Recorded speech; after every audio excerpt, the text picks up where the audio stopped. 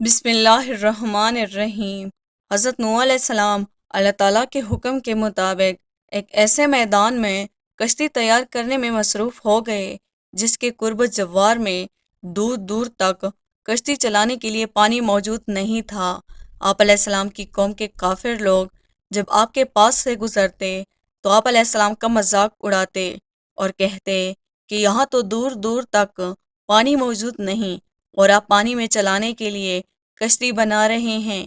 ان قوم نوح کے تصور میں بھی نہیں تھا کہ اللہ تعالیٰ انہیں پانی میں غرق کرنے والا ہے۔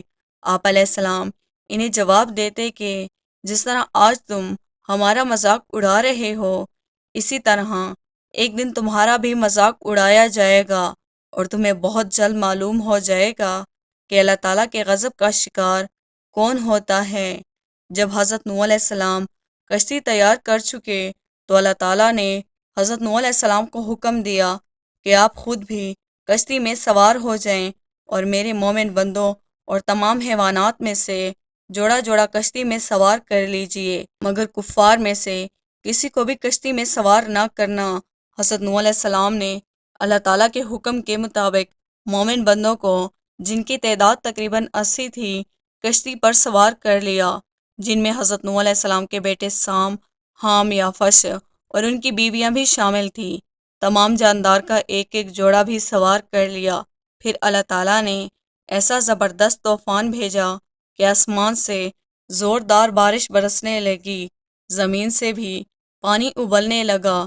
چند لمحات کے اندر پانی اتنا زیادہ ہو گیا کہ اللہ تعالیٰ کے حکم سے کشتی تیرنے لگی۔ جب قوم نوح پر سخت طوفان آیا تو ہر طرف پانی ہی پانی ہو گیا۔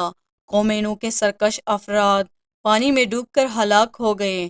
طغیانی کے باوجود بھی حضرت نوح علیہ السلام کی کشتی موجوں میں صحیح سلام چل رہی تھی، اس لیے کہ اس کا محافظ اللہ تعالیٰ تھا۔ حضرت نوح علیہ السلام کی کشتی اللہ تعالیٰ کی حفاظت میں چل رہی تھی۔ نوح علیہ السلام نے اپنے بیٹے یام، جس کا لقب کنعان تھا، کو پکارا، جو ان سے دور کچھ فاصلے پر الگ تلگ تھا۔ اے میرے بیٹے، ہمارے ساتھ سوار ہو جاؤ، کفار کے ساتھ نہ رہ جاؤ۔ اس نوح علیہ السلام کے بیٹے نے جواب دیا کہ میں کسی بڑے پہاڑ کی طرف پناہ لے لوں گا اور مجھے پانی میں ڈوبنے سے بچا لے گا۔ نوح علیہ السلام نے بیٹے کو سمجھاتے ہوئے کہا، آج اللہ کے حکم عذاب سے کوئی بچانے والا نہیں، صرف وہی بچیں گے جن پر اللہ کا رحم ہو۔ اسی وقت ان دونوں کے درمیان موج حائل ہو گئی اور وہ ڈوبنے والوں میں سے ہو گیا۔ حضرت نوح علیہ السلام نے اپنے مشرک بیٹے کو کشتی پر سوار کرنا چاہا، لیکن اس نے انکار کر دیا۔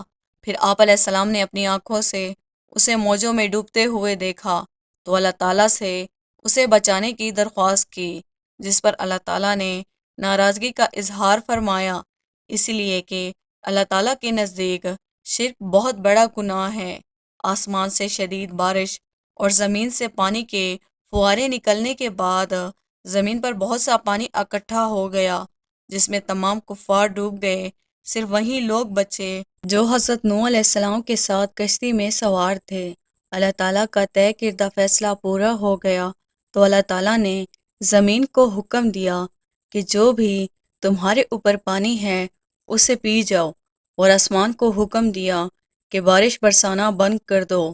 دونوں نے اللہ تعالیٰ کے حکم کی تعمیل کی۔ زمین کا پانی کم ہونا شروع ہو گیا، پہاڑوں کی چوٹیاں نظر آنے لگی تو حضرت نوح علیہ السلام کی کشتی جودی پہاڑ پر جا ٹھہری، جو عراق کے شہر موصل کے قریب ہے۔ اللہ تعالیٰ نے حضرت نوح علیہ السلام سے فرمایا کہ اب آپ سلامتی کے ساتھ کشتی سے زمین پر اتر جائیں۔ آپ پر اور آپ کے مسلمان ساتھیوں پر اللہ تعالیٰ کی برکتوں اور رحمتوں کا سایہ رہے گا۔ ان میں سے کسی کی نسلوں میں سے ایسے لوگ پیدا ہوں گے جو آگے چل کر کفر کی راہ اختیار کریں گے۔ ان کا مقصود دنیا کا عیش و آرام ہوگا۔ ہم انہیں دنیا سے فائدہ اٹھانے کا موقع تو دیں گے، لیکن آخر کار انہیں دردناک عذاب سے دوچار ہونا پڑے گا۔